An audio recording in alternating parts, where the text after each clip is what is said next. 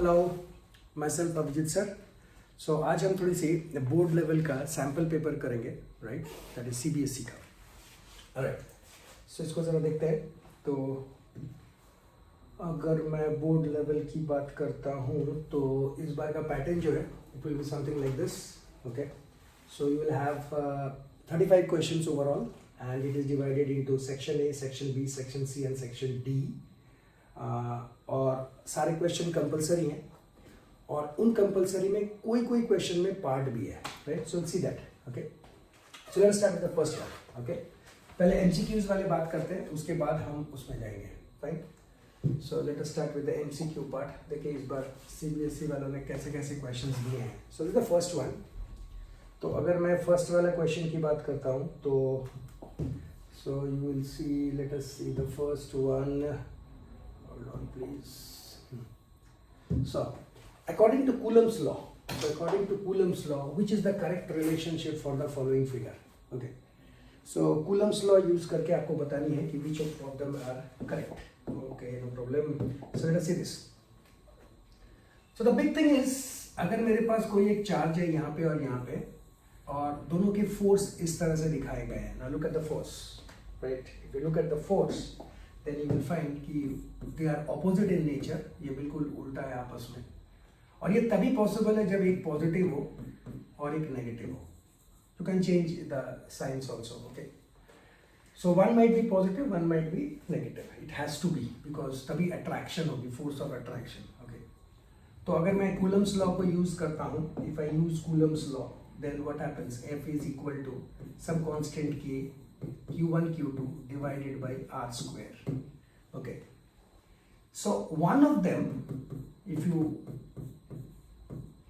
keep K and R square outside, so I'll find Q1 and Q2. So one of them is negative, either Q1 or Q2.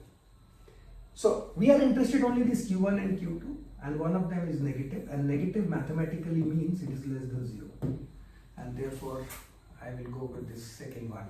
So it is less than 0. Fine. So this is the first part of it. Okay. Second, we have got electrical potential at the axis of an electrical dipole at a distance r from its center is V. Okay, at its axis.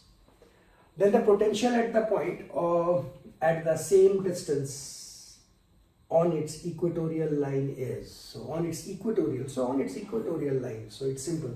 Sir, on its equatorial line. So if you go with the equatorial lines. So if you recall my dipole, so this is two equal and opposite charges placed very close to each other. So Q1 and Q2 with 2A separation.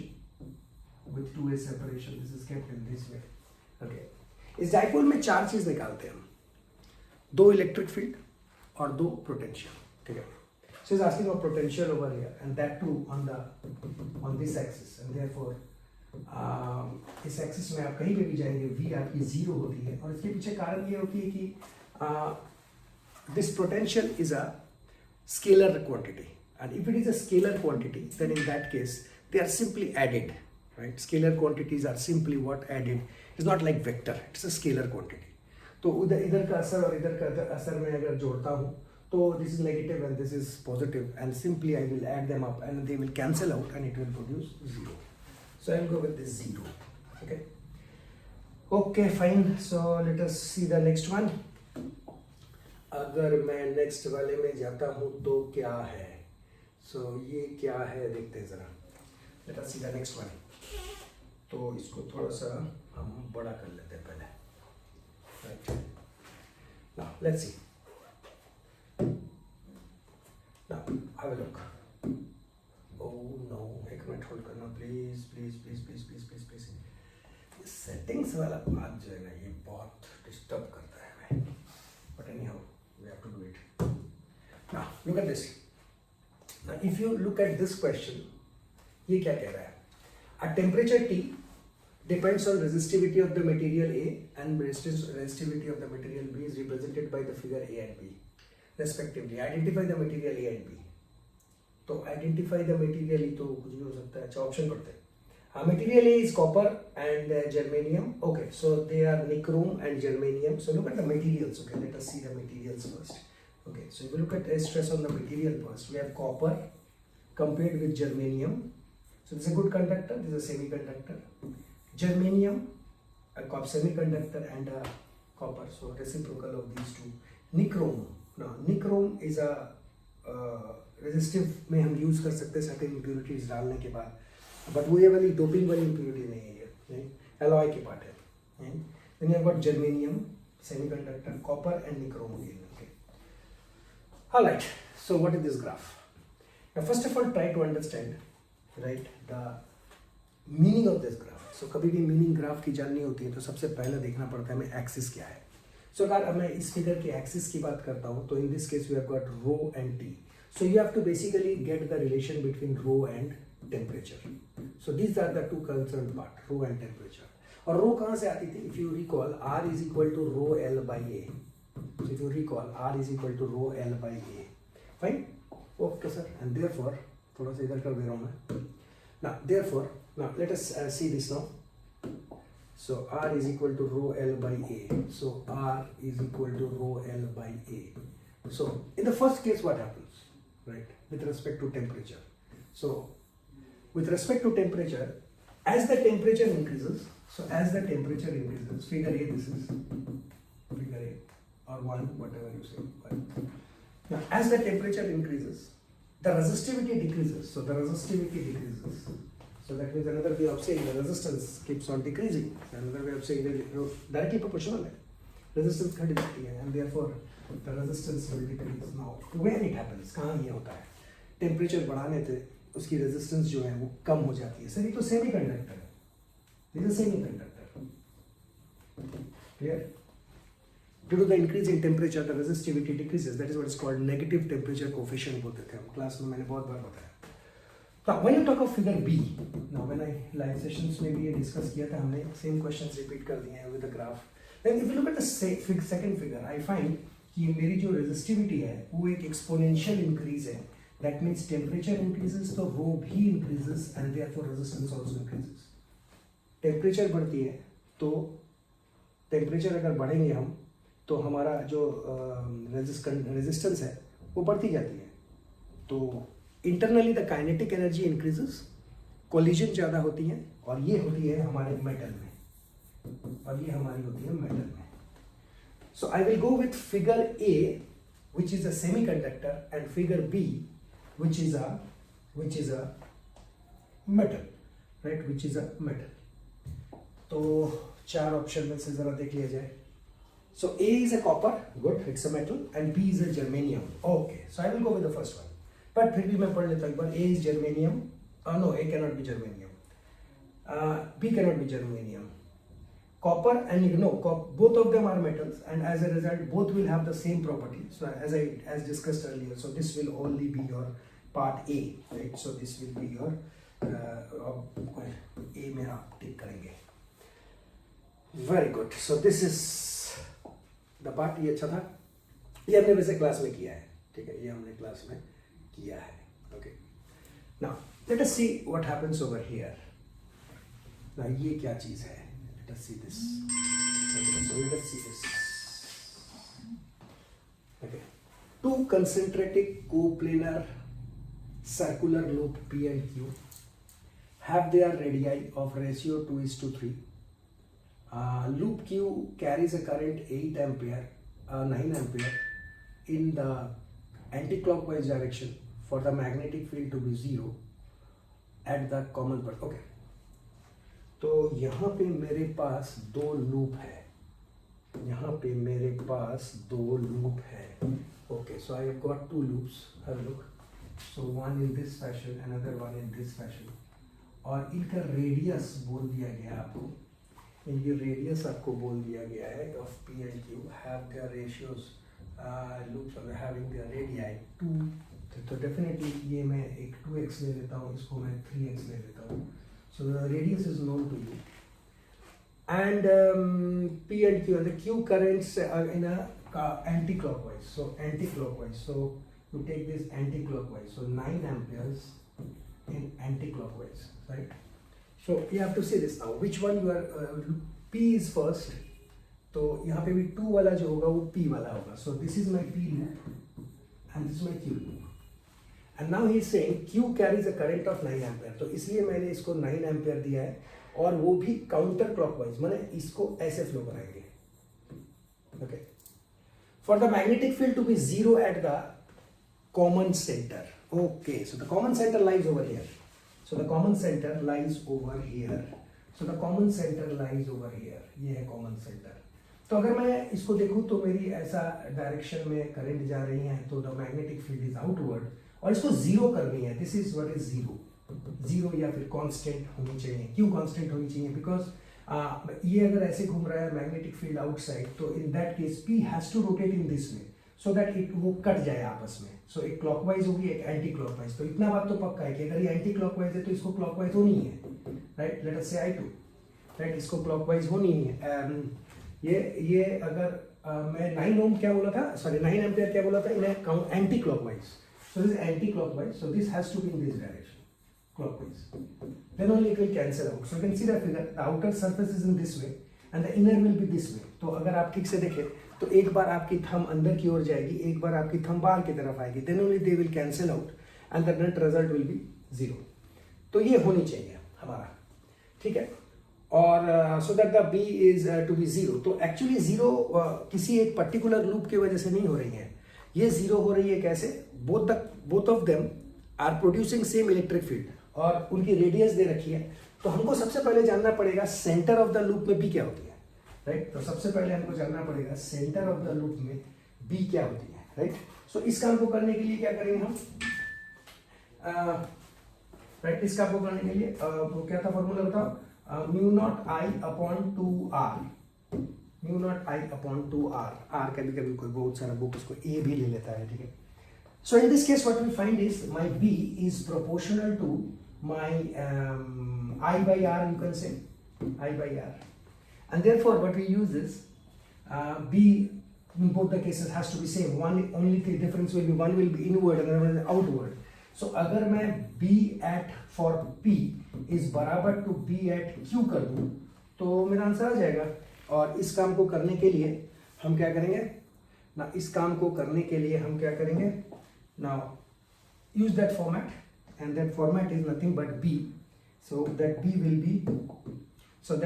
be current of B, radius of P, current of Q upon radius of Q. So आप इस mu upon 2r भी लिख सकते हैं दोनों तरफ, but that will cancel out. Okay, so this is the result. Now the data is given to you. The only thing is you have to find the ratio. किसका ratio था वो जरा एक बार देख लेते हैं.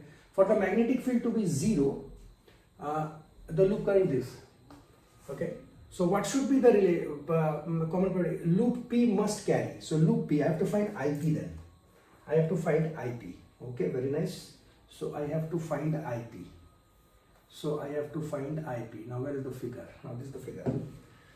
Okay, so I have to find this IP. Oh no. I have to find this IP, and as a result you have got RP upon RQ, which is nothing but into IQ. So RP, now what is RP?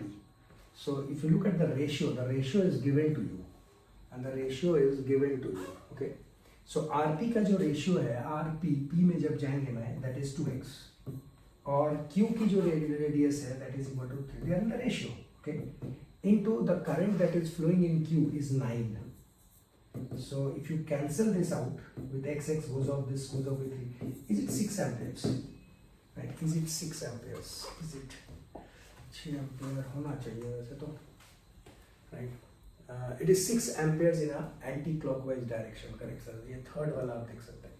Okay, third वाला. Okay, so ये हमारी question हो गई. Next है, a long solenoid wire of circular cross section of radius A, right, carries a steady current I. The current is uniformly distributed across its cross section. The ratio of the magnetic field at the point distance A by 2 above the surface of the wire to that of the point below the distance of the wire. Okay, right. So इसमें ये question बहुत लोग इसको छू नहीं पाएगा, because यहाँ पे एक फॉर्मेट यूज हो गया आपकी, This is a bit tricky one. So you have got a cylinder over there. So wire basically. And this is the axis of the cylinder. So I will take 2 points over here, right? One at P, one at point somewhere over here, and one at point somewhere over here, right? So this is down by A by 2, and this is up by A by 2. So the very first thing that is required over here is I need to find B. Now what is B at this point and what is B at this point? They have named it, right? They have named it. ऊपर वाला P Q ऐसा कुछ नाम दिया था क्या? एक minute देख लेता हूँ मैं एक बार. A straight carrying cross section of radius A. Okay, so the radius is A. Carrying a steady current I. The current is uniformly distributed across the ratio of the magnitude of magnetic field at a distance of P A by 2 above the surface of the wire. Above the surface of the wire to that above the surface of the wire. मैंने ऊपर वाला divided by नीचे वाला. Ratio किसका निकालना है? Surface of the wire पहले लिखा हुआ है to the point distance below. Above divided by below. So I will have above divided by below. So in this figure, I will have to find above divided by below. Right? So I have to find above. So if you go to the above part, so let us mark it as P, some point P. Let us mark it as Q, some point Q. So this will be BP and this will be BQ. So my requirement is to find this BP upon BQ. So above. So you need to find this. तो पहले मैं question समझ लूँ upon Q and this is what you need to find. ये मुझे चाहिए. और इस काम को करने के लिए हमको जानना पड़ता है कि what is B inside the conductor and outside the conductor. So that is important, right? So इस तरह के क्वेश्चन को करने के लिए अच्छा और एक बात मैं भूल गया बोलना. दिस इज माई ए. तो हम क्या करते हैं, हमारा जो वेरिएबल क्वांटिटी है R, उसको हम केस 1 एंड 2 में तोड़ते हैं. So case 1 and case 2. So case 1 and case 2. In case of case 1, I lie inside. So I'm talking of inside. I want to find my B. Over here, this B is my BQ. Right? Inside. So this is my B, which is inside. That means another way of saying my R is less than A. My R is less than A. So this in this case, A is this. Okay. So इसके लिए mu naught upon 2 pi. Mu naught upon 2 pi. And inside when I say it is I R A square. एक बार इसको check करना पड़ेगा, ठीक है? And inside outside, when you talk of outside, right? एक बार इसको चेक करना पड़ेगा, okay? I think this is it, okay? If you talk of outside, that is my point P, right? And that is B is equal to mu naught upon 2 pi into I by your R. I by R, right? इसको थोड़ा सा एक बार check कर लीजिएगा, right? I'm really forgetting it. ठीक है? Okay, so एक बार इसको कोई बात नहीं, whatever it is, आप जरा रेशियो कंसेप्ट को पकड़ो आप, right? Okay. Now, here is the next step. Now my next step is when I talk of P. So when I talk of B, Q की बात करें पहले, so inside. So I will write it as mu naught upon 2 pi. अब बात करते हैं sir. I given है, no problem. Now in this case, what will be my R? So if you see this, so I am over here. This is R by 2. So definitely from the axis it is R by 2, and therefore definitely this R is equal to A by 2. And this A by 2 is not actually this value, mind it. So this is actually A minus A by 2. तब जाके जो आया ना मेरे पास, whatever I have got, that is what is my A by 2. And divided by that distance, right? What is that part, right? Divided by sir, A square. So that is the radius ka square. And if you solve it, right? If you solve it, I will get it as I naught, mu naught I 2 pi. So 1 upon A. So 1 upon A, because 1 A will left out, and 1 2 will also be there, 2A. 1 upon 2A. Now let us talk of P. So if you talk of P, what will happen in case of P? So if you talk of P, it is mu naught upon 2 pi. Actually, next session में ना मैं ये calculations करके रखूँगा. I will say only the steps. Okay, that is a better option because this is a time-consuming process. Okay, and therefore I into 2a, and here when you are lying outside. So when you are lying outside, this is the distance, and that is what is my you can say from the axis. So from the axis, not this, but from the axis, and that will be nothing but what?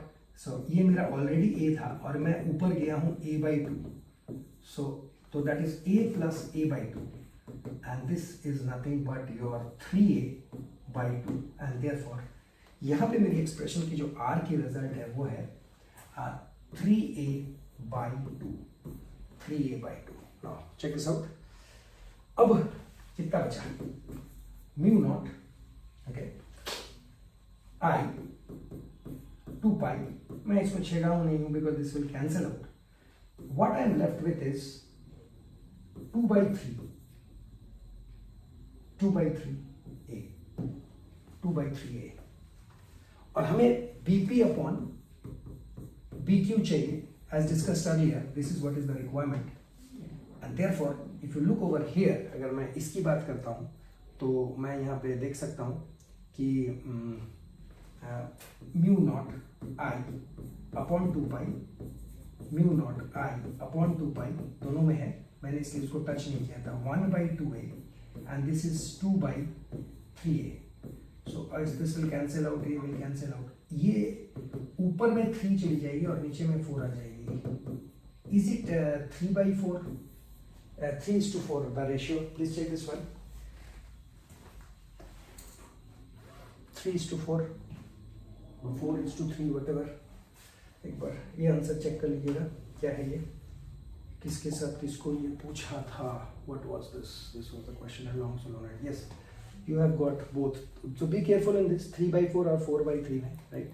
So John सा पूछा है, just उल्टा कर दोगे आप तो दूसरा भी आ जाएगा. Read the question and you can do that. Okay? तो ये हो गई 5 questions, right? ये थोड़ी सी टाइम कंज्यूमिंग थी. I told you earlier this was a good one. Now when you talk of this part, right? Let us talk of this, and this is what? Nothing but कोई एक question अगर मुश्किल देती है तो याद रखिएगा कि नेक्स्ट पार्ट वाला भी वो आसान देता है नॉर्मली. ओके, तो ये वाला पार्ट थोड़ा सा हैवी था. I can understand that, right? If the magnetizing current of a ferromagnetic material is increased, right, if it is increased, magnetizing field. तो if you recall, magnetizing field मेरा होता था, इफ यू सब बता देता हूँ मैं एक बार. Now what we find over here is B जो है वो proportional to H होता था और inside और outside field है ये, and B is some constant mu into H. ये जो B है ना, this is actually my magnetizing field. So this is my B, so magnetizing field. So this on a ferromagnetic material is increased. So this is increased B. Magnetizing field of a ferromagnetic is increased. Its permittivity is okay. So in a ferromagnetic material, I'm sorry, ये B जो है, in a ferromagnetic material remains same. Sorry, so this is my H. I'm sorry, my H. Okay. So ferromagnetic material में हमेशा B same रहती है actually. Okay. So therefore, if you look at this mu I can write it as B by H. Okay. So I find my mu is inversely proportional to H. So if I say my H is increased, so the mu will decrease. So mu will decrease. So this is simple, sir. Decrease A. Okay, so the mu will decrease. So sorry, इस part में यही चीज याद रखनी है आपको कि for a ferromagnetic material the B remains constant. Okay, so ये था. Next what we have, and iron core. एक मिनट रुको जरा, इसको थोड़ा लार्ज कर लेता हूँ ताकि alphabets become clear to you. Okay, now look at this. An iron core coil is connected in series with an electric bulb with an AC source as shown in the figure. When iron piece is taken out of the coil, the brightness of the bulb will be. Okay, so what we have over here is an interesting, जो भी बोले आप, interesting condition है. इसके अंदर में ना एक आयरन कोर रखी हुई है और इस आयरन कोर को मैं आस्ते आस्ते बाहर निकालूंगा। तो वो आपसे पूछ रहा है the iron core is taken out of the coil, the brightness of the bulb. So the brightness of the bulb आपको बतानी है कि ये ब्राइटनेस बढ़ जाएगी, कम हो जाएगी, क्या होगा, यही होगा ना। हाँ, फ्लक्चुएट करेगी, सॉरी, ठीक है। तो अगर ये कंडीशन है तो मेरी ये एल है, और आपको पता है जो एल है सो वो बहुत सारा पैरामीटर रहता था उसमें, mu naught, mu R, I, N square, A, है ना।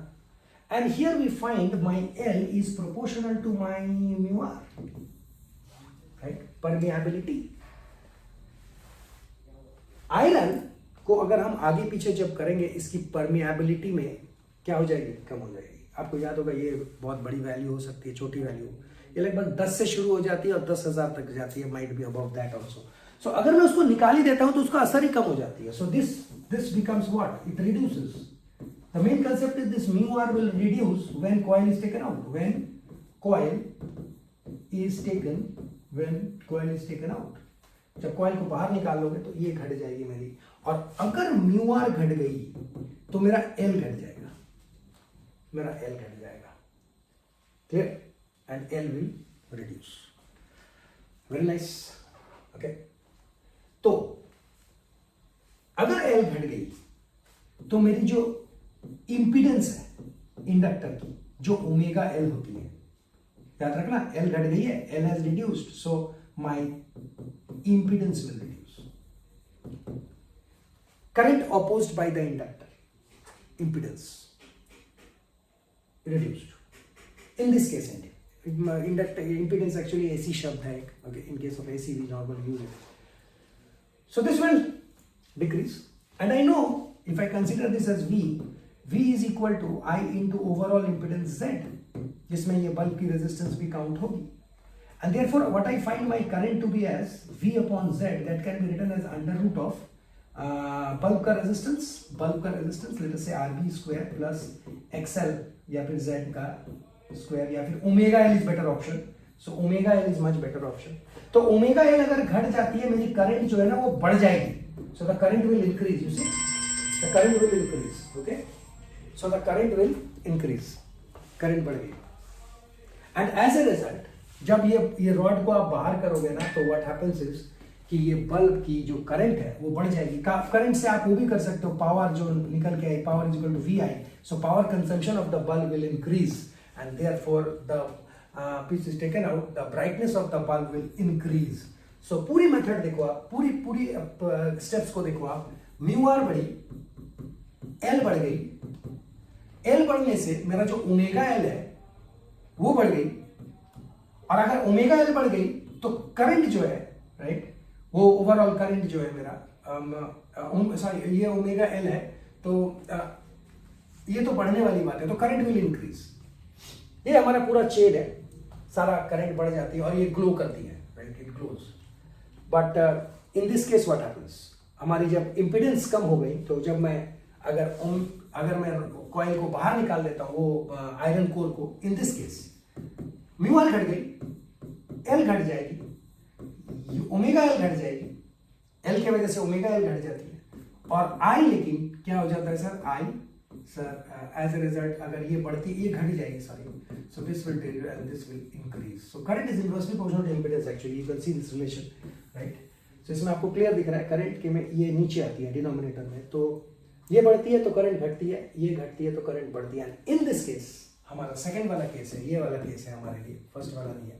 सेकंड वाले केस में ये बल्ब जो है और तेजी से जलेगी, राइट। तो प्लीज इसको थोड़ा सा ध्यान रखिएगा, right, it's a chain, basically इस चेन को फॉलो कीजिएगा कि किस तरह से ये आई है, okay, very nice. Let's see this one now.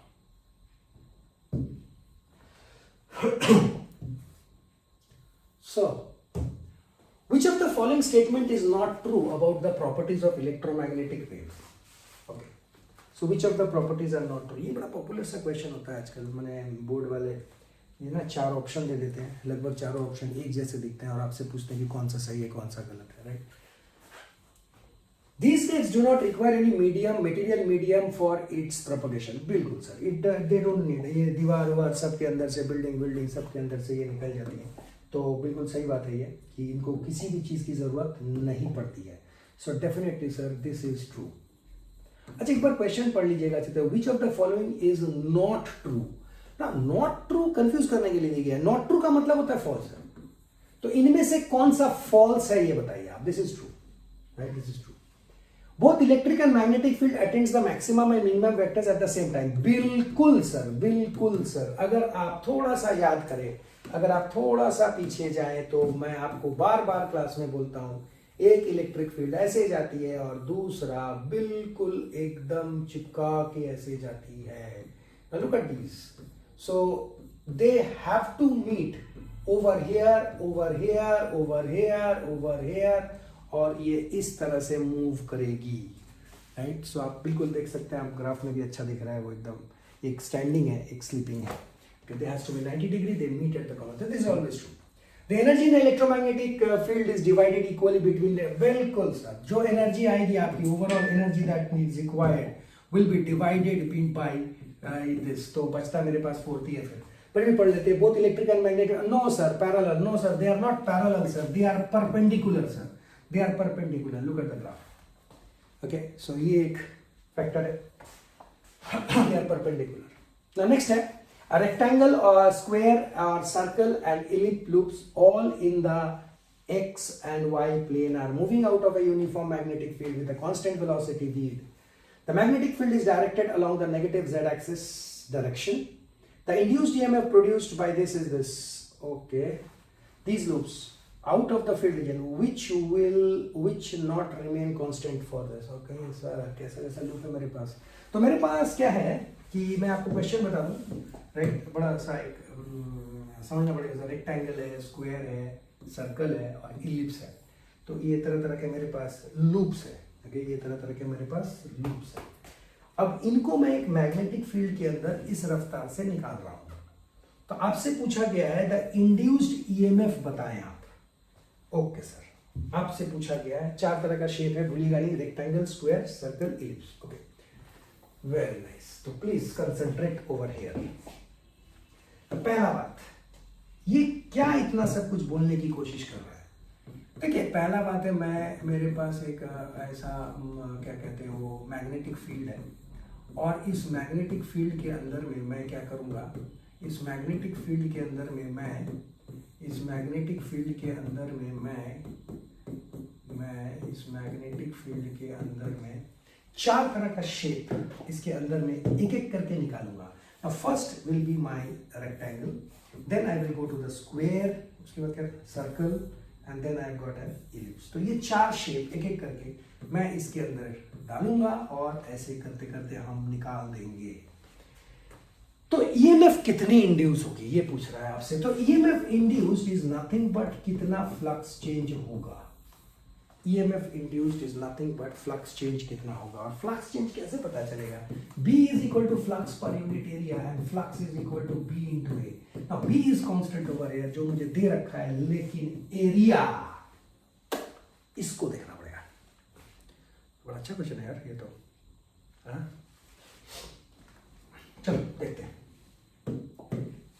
सोचिए, अगर मैं एक रेक्टेंगल को ऐसे इस तरह से इसके अंदर में डाल रहा हूँ, तो एक सर्टेन टाइम के बाद आप देखेंगे कि रेक्टेंगल का कुछ हिस्सा बाहर है बी से और कुछ हिस्सा अंदर है. फिर थोड़ी देर बाद देखेंगे उतना ही देर में उतना ही हिस्सा बाहर होता है. So area at a fix time moving at a rate. पहला आपको बोला गया सर ऐसा कांस्टेंट वेलोसिटी से वो जा रहा है, तो the velocity remains also same. तो एक पर्टिकुलर रफ्तार से अगर मैं इसको पकड़ूंगा, तो अगर मैं बोलूं फॉर एग्जांपल 1 सेकेंड में ये इतनी निकली है, अगला 1 सेकेंड में कितना निकलेगा सर. उतनी ही निकलेगा, बिकॉज रफ्तार ही सेम. फिर अगला 1 सेकेंड में कितना निकलेगा, उतना ही निकलेगा, है ना. एंड एज ए रिजल्ट भैया मेरा तो एरिया सेम रह जा रहा है. B is already given constant. Okay, तो इसका मतलब एरिया चेंज नहीं हो रहा है. एंड अगर सर ये चेंजेस ना हो तो I can't produce this d phi. How will I produce this d phi. तो इन दिस केस ईएमएफ इंड्यूस्ड बिल्कुल भी नहीं होगा, राइट। और ये रेक्टेंगल है, नहीं होगा। स्क्वायर कर दीजिए आप, फिर नहीं होगा। लेकिन सर्कल में और इलिप्स में होगा, just because of it shape. Now look at this. अब आपको कंपेयर करोगे ना, बहुत बहुत अच्छा लगेगा आपको। अब ध्यान से सुनो। Now look at the shape of a circle. अगर मैं इतना हिस्सा निकल जाता हूं, now look at this shaded part, look at this shaded part, and the time taken is suppose I से 1 सेकेंड। सपोज अगला 1 सेकेंड में क्या मेरी एरिया सेम रहेगी? Now this is interesting. Now अगला 1 सेकेंड में क्या मेरी एरिया सेम रही? Now look at the colours, you will understand the concept. In the next 1 second the area is not same, so the area is changing, sir. Flux changes, EMF induced. Clear? So this is the big thing about your second. और 1 second अगर मैं देता हूं, और एक one more, suppose मैं right और एक दिया, बहुत अच्छा आदमी हो तो मैं और एक दे दिया, suppose 2 second, will the area remain the same? Now check this out. No sir. अच्छा ऐसा ही चीज ना मैं इसी के ऊपर बनाता हूं, इलिप्स में देखते हैं। ओ ये भी वैसा ही है, थोड़ा सा कम जरूर है क्योंकि इलिप्स थोड़ा सा अंडाकार होती है, तो थोड़ा सा कम है। अदरवाइज राइट एरिया तो सेम नहीं हो रही है। तो तब आंसर इज ईएमएफ इंड्यूस इसमें नहीं होगी, इसमें होगी, लेकिन इन दोनों में होगा सर, डेफिनेटली होगा। ओके, होना चाहिए नहीं, होगा और जरूर होगा। और इसके पीछे लॉजिक ये रहा, ठीक है। अब जरा देख लेते हैं कि मेरे पास ऐसा कैसा है, राइट। तो the rectangular square, so if you look at the options, do I find my option over here? Any of the four? No sir, no sir, no sir. The circular and electrical loop, sir देखिए sir आपके option में है ये, बाकी का पता नहीं। Rectangle से no sir, rectangle no sir, only ellipse no sir. Ellipse और सर्कल का शेप इट्स सेम, ठीक है। तो ये बड़ा अच्छा क्वेश्चन था। ऑलराइट, एक और करते हैं sir, 10 questions. Okay, late us see this one now. ये क्या कह रहा है, थोड़ा सा बड़ा कर देते हैं। ओ तो ये तो वही वाला है, ओके, 9th वाला। Okay, so let us see the 10th one. Where is the 10th one? So where is the 10th one? Yes, this is the 10th one. Now let us see. All right, 10th वाला करते हैं। Fine.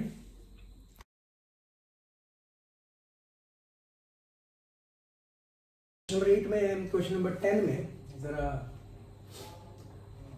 in a Young's double slit experiment, the path difference of a certain point of a screen between two intervals is 1/8 of the wavelength. Okay, sir, 1/8 of the wavelength. Okay. So ये exhaust आवाज करता है। Okay. The ratio of the intensities at that point to that of the central bright fringe is close to what? Okay, the ratio of the intensity at that point. Okay, so the ratio of the intensity of that point. ठीक है, clear है? ठीक है भैया। तो होता क्या था? होता ये था, मेरी जो आई है वो I naught by max cos whole square del phi by 2. So phase difference, और मेरा phase difference del phi, right, और मेरा phase difference मैं निकालूंगा। दिया क्या हुआ है? Young's model difference, path difference is given to you. So del x is given to you. Del x is 1/8. So 1/8 of the wavelength. So 1/8 of the wavelength. So यहाँ से मैं del phi निकालूंगा और ऊपर वाले में डाल दूंगा, ठीक है। ठीक है सर। ओके, तो ये वाला स्टेप कैसे करें? Now look at this, have a look. So पूरा स्टेप्स में लिख के रखा हूं, that will be fast. Okay, so here I have got path difference, right. Here I have got my path difference which is del x λ/8, जो अभी देख रहा था हमने।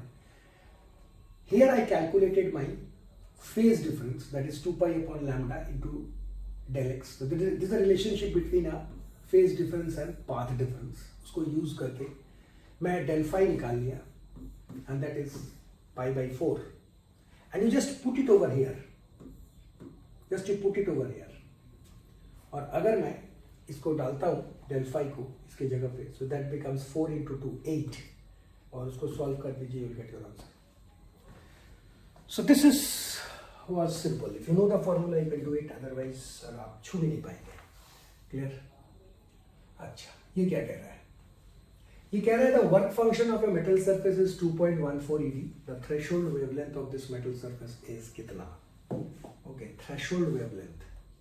Threshold wavelength, the work function, so W is equal to Planck's constant into nu, that is here I'm going to write C by your lambda. C by lambda लिखूंगा क्योंकि मुझे wavelength निकालनी है. So lambda is nothing but W. Lambda is nothing but Planck's constant C upon W. So this is simple. 6.7 into 10 to the power minus 34 into C.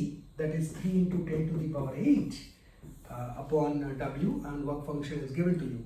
But the work function is in EV. So 4.14 तो जरूर लिखूंगा, लेकिन EV से joule में आनी पड़ेगी. 1.6 into 10 to the power minus 19. Just solve it. Get your answer. I hope this is 3000. ये बड़ा पॉपुलर क्वेश्चन है, बहुत सारे बुक में मिलते हैं ये. Okay? बहुत अच्छा बात. Now let's go to the next one. Okay. 11, 12. 12 में क्या बोला है इसने?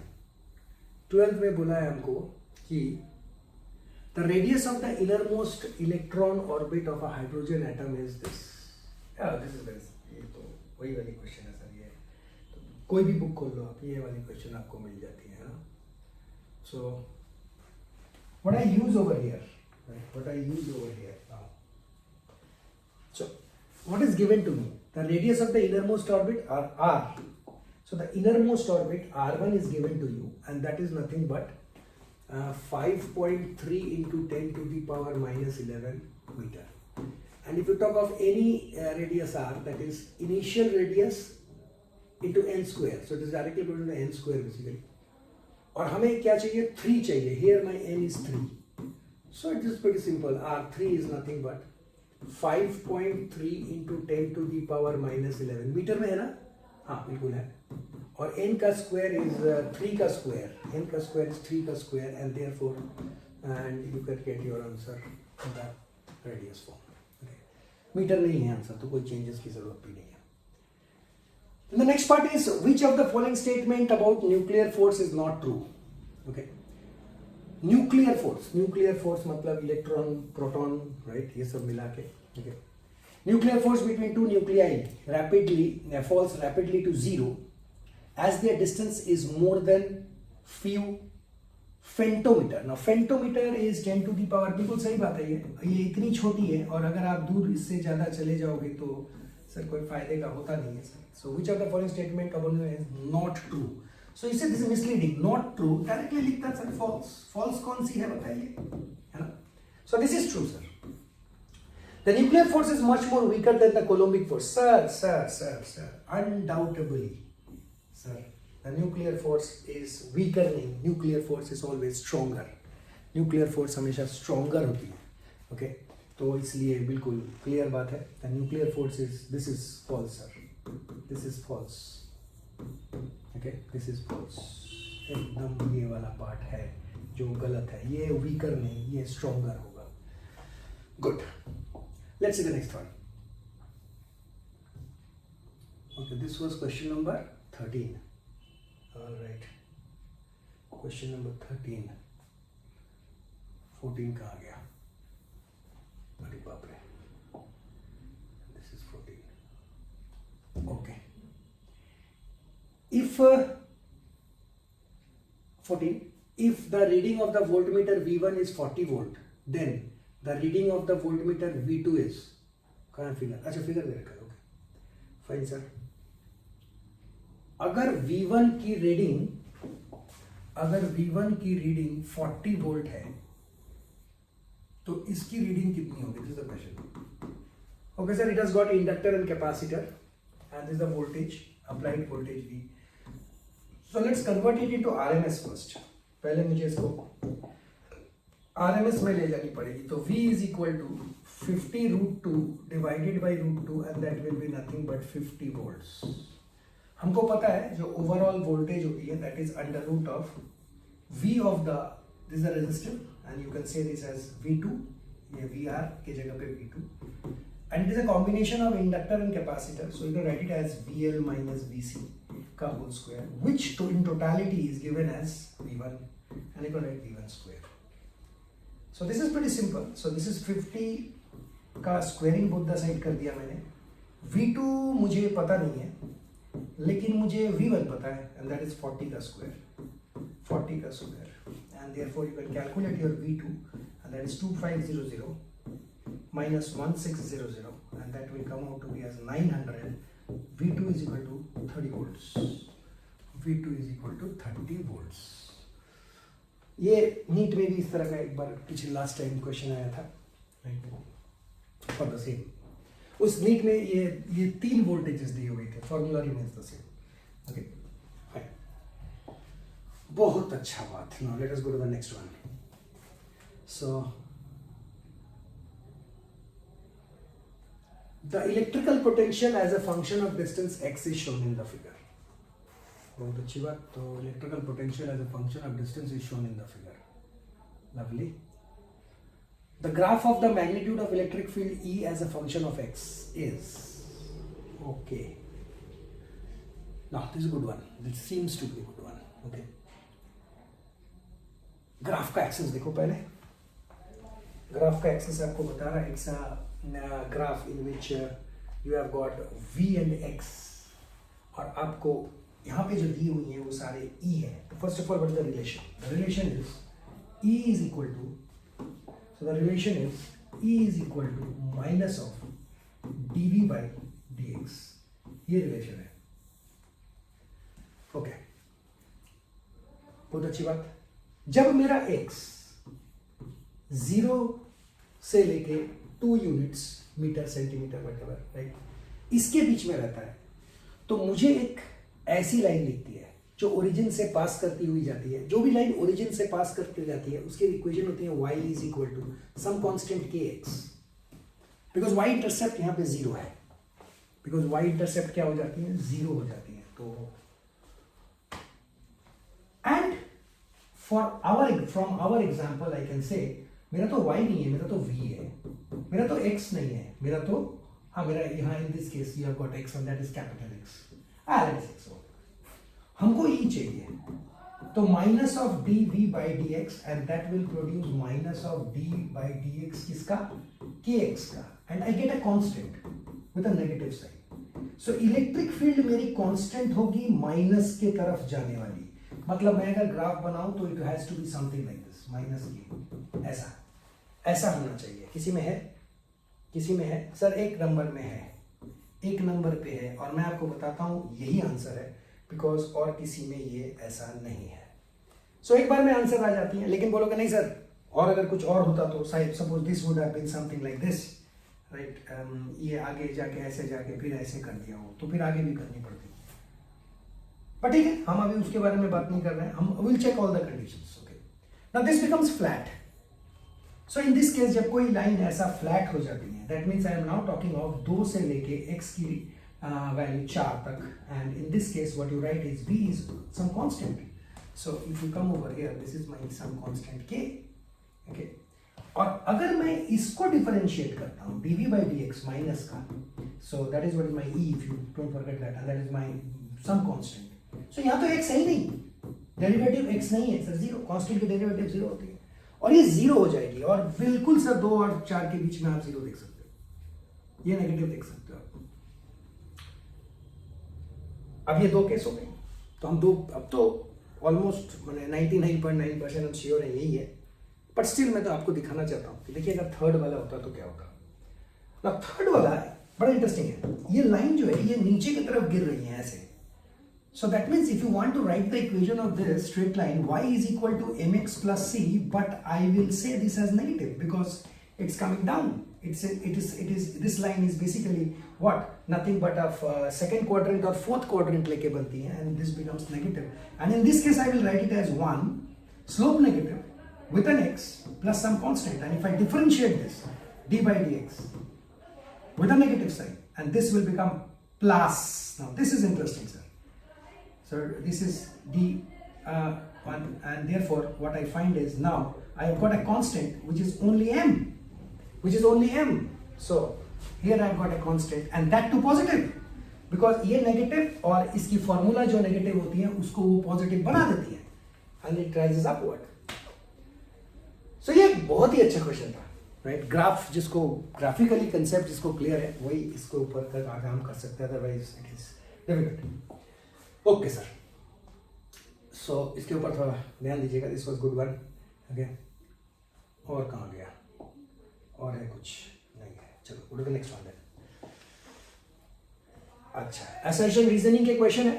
Okay, so you know both A and B are true false, ये सब जो भी होता है. I am just interested in this assertion and reasoning. Okay, the electrical conductivity of a semiconductor increases on doping. Sir, this is sir कोई भी इससे मुकर नहीं सकता है, right? So let us come straight away to the point, and that point is this one, and that point is the electrical conductivity of a semiconductor increases on doping. Sir, absolutely true.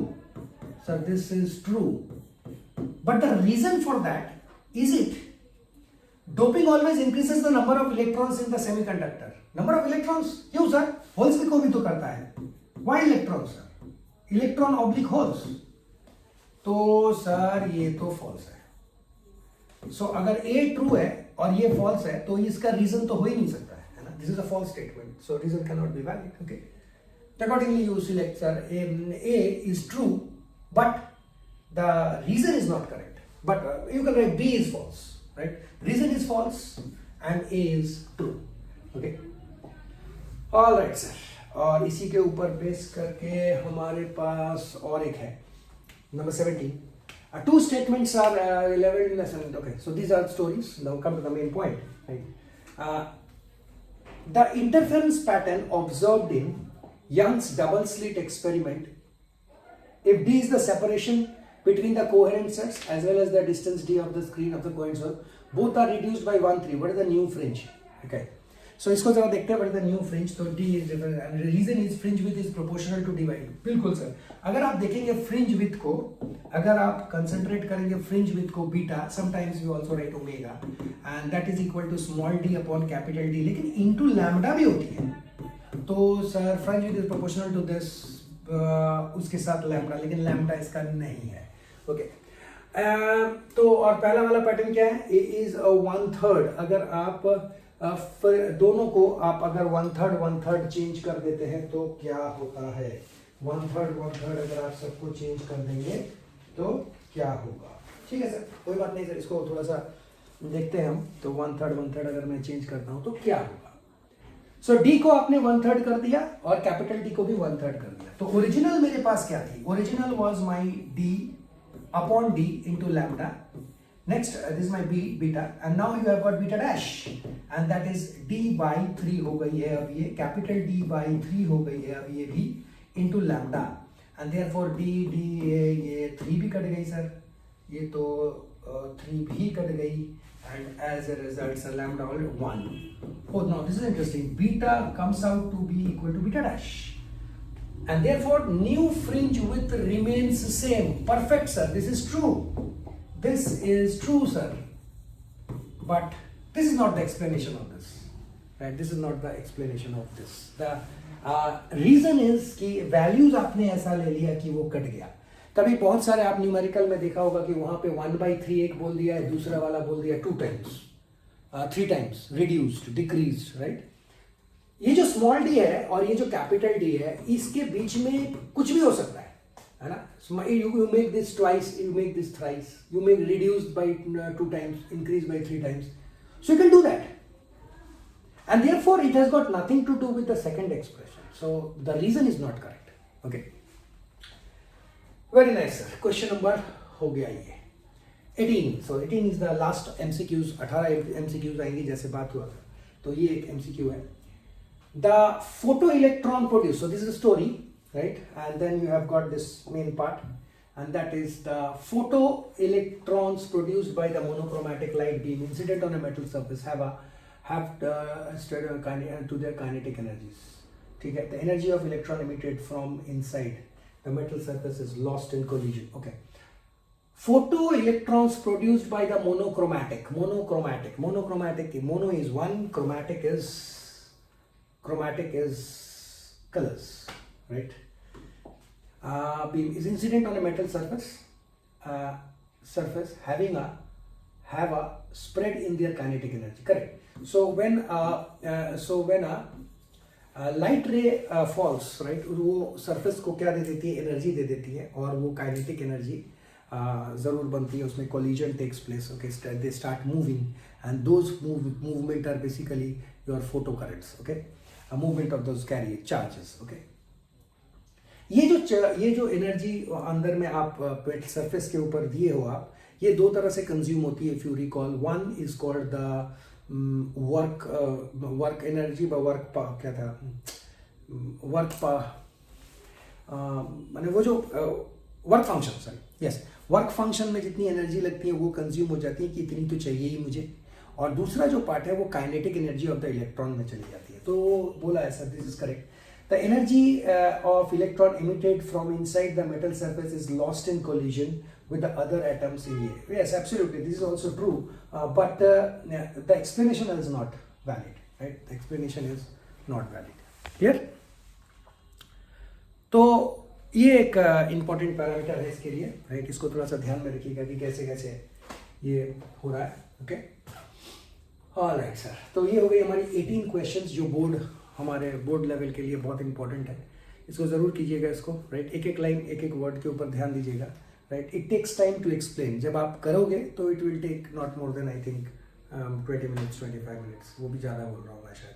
Okay, सो ठीक है. Next session में एक और video बनाते हैं जिसमें हम क्या करते हैं, 2 मार्कर वाले में डालते हैं, 3 मार्कर वाला and so on, right. Will proceed in that fashion. Okay, fine, thank you.